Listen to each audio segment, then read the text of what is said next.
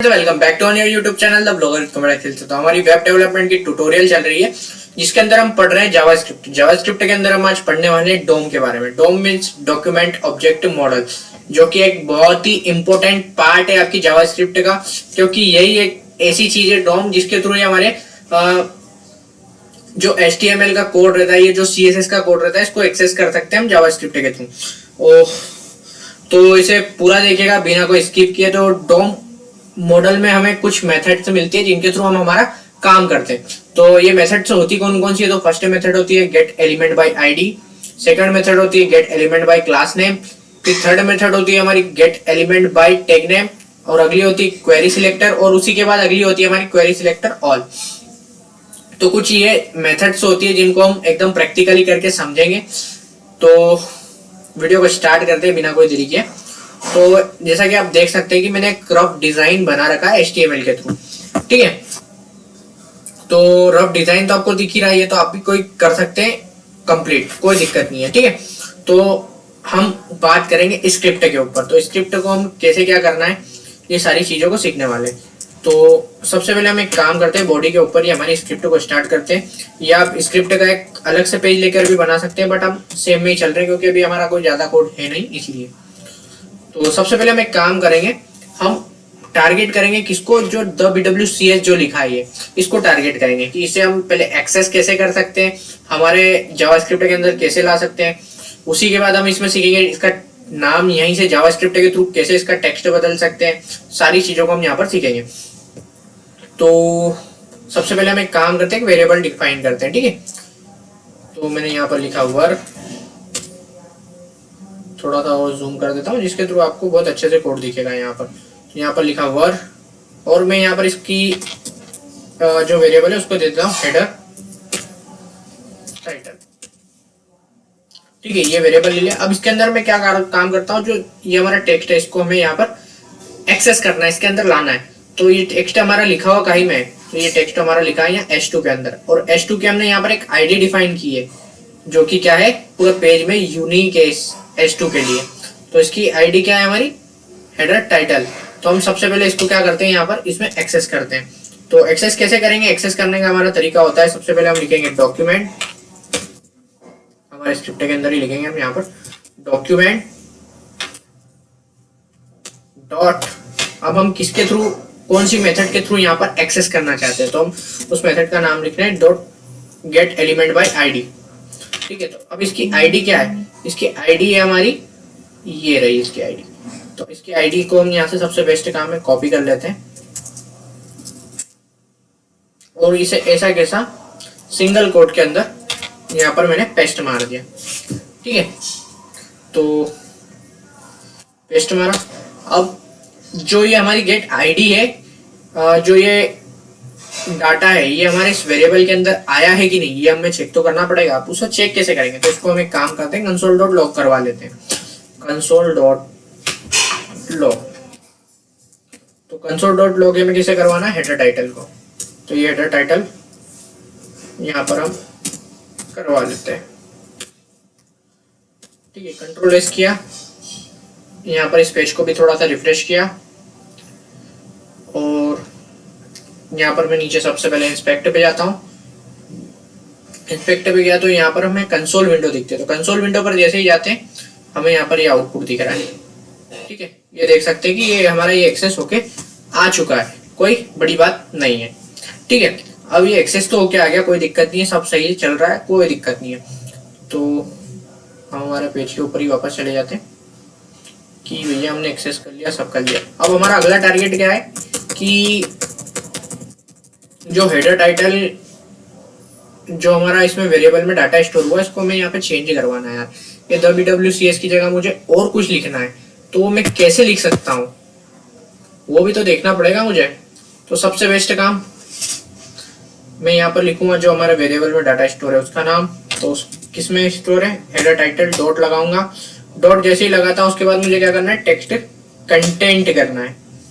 तो text content में क्या करना है, इक्वल लगाना है, सिंगल कोट डबल कोट, आपको जो बेटर लगे वो आप यूज कर सकते हैं, कोई दिक्कत नहीं है। अब ये द BWCS लिखा ना, इसकी जगह मैं चाहता हूँ कि यार मेरा नाम आ जाए सार्थक, तो मैंने लिख दिया यहाँ पर सार्थक। कंट्रोल एस किया, यहाँ पर इसको सेव किया। अब जैसे ही यहाँ पर मैं रिफ्रेश करूंगा, ये WWCS दिख रहा है ना आपको, यहाँ पर सार्थक आ जाएगा। ये देख सकते हैं जादू हमारा, यहाँ पर हमारा सार्थक बहुत आसानी से आ चुका है। अब ये फंडा हो गया। इसी की तरह आप और किसी चीज की भी आईडी को यहाँ पर एक्सेस कर सकते हैं, कोई बड़ी बात नहीं। उसको एक वेरिएबल के अंदर निकालिए, सेम प्रोसेस होगा।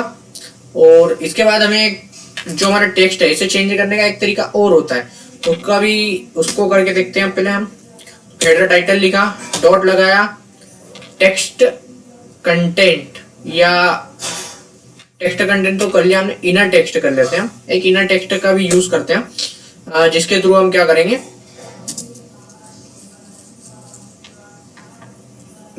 दूसरा भी जो भी हमें टेक्स्ट डालना है वो भी डाल सकते हैं। Pro WWCS। अब ये करते हैं हम, ठीक है। कंट्रोल एस किया मैंने यहाँ पर, और फिर मारा हमारा रिफ्रेश, तो यहाँ पर देख सकते हैं प्रो WWCS। अब आप बोलेंगे कि यार यहाँ पे हमने दो चीजें अप्लाई की है, पर ये यहाँ WWCS ही क्यों आ रहा था, प्रो WWCS ही? तो इसका रीजन ये है कि जो नीचे वाला हमारा जो इनर टेक्स्ट है ये बाद में चला, इस कारण ये हमारा बाद में हमको यहाँ पर दिख रहा है, ठीक है।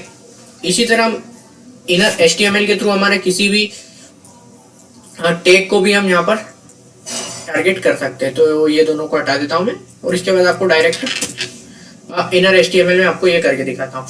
तो हम किसी और टैग को टारगेट करते हैं, इसी टैग को टारगेट करते हैं, ठीक है।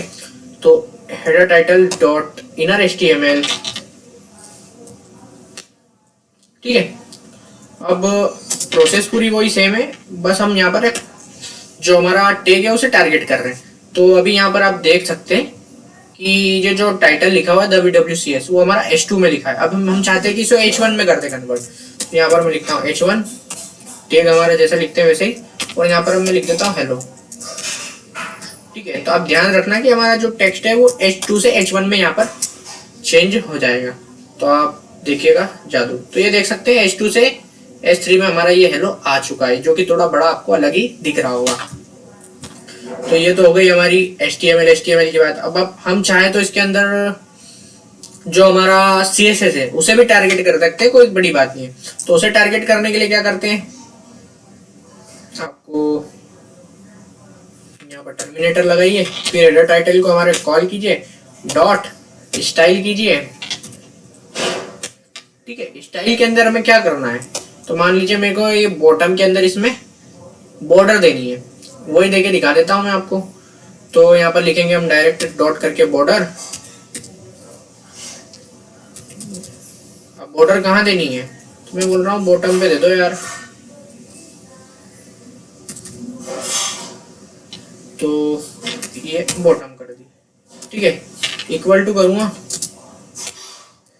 और कितने px की देना है, तो मैं बोल देता हूँ 10 px की बॉर्डर दे दो, जो कि वो हमारी सॉलिड, और इसका कलर आप दे दो #000, ठीक है। तो ये कंट्रोल एस किया तो रिफ्रेश हुआ, पर हमारी बॉर्डर नहीं आई है। बॉर्डर क्यों नहीं आई है, कुछ गड़बड़ी की होगी हमने, BORDER, ठीक है। बॉर्डर बॉटम भी ठीक है, 10 px भी ठीक है, सॉलिड भी ठीक है, और हमारा कलर भी ठीक है। एक काम करते हैं और कोई प्रॉपर्टी इस पे यूज करके देखते हैं हम। पहले तो स्टाइल डॉट बैकग्राउंड कलर डालते हैं ना, तो बैकग्राउंड कलर इक्वल टू, तो हम यहाँ पर डाल देंगे कलर, मान लीजिए #00। अब ये लेता है कि नहीं हमारा, इसको चेक कर लेते हैं पहले हम। तो आप देख सकते हैं कि यहाँ पर हमारा बैकग्राउंड कलर भी आ चुका है, और हेलो के नीचे ब्लैक, ठीक है। अब इस पे और भी आप सारी ये जो हमारी CSS की प्रॉपर्टी है उनको सबको यहाँ पर तैयार कर सकते हैं। बॉर्डर बॉटम में हमने कुछ गड़बड़ी की होगी, स्पेलिंग मिस्टेक वगैरह की होगी, इसलिए नहीं आ रहा था। बाकी आप HTML की सारी प्रॉपर्टी को इस तरह से यहाँ से डायरेक्ट एक्सेस कर सकते हैं। तो बचे हुए एलिमेंट को हम अगली वीडियो में कवर करने वाले हैं। आज की वीडियो में इतना ही रखते हैं। वीडियो पसंद आई हो तो लाइक कीजिए, कमेंट कीजिए, शेयर जरूर कीजिएगा। तो चलिए मिलते हैं हमारी अगली वीडियो में।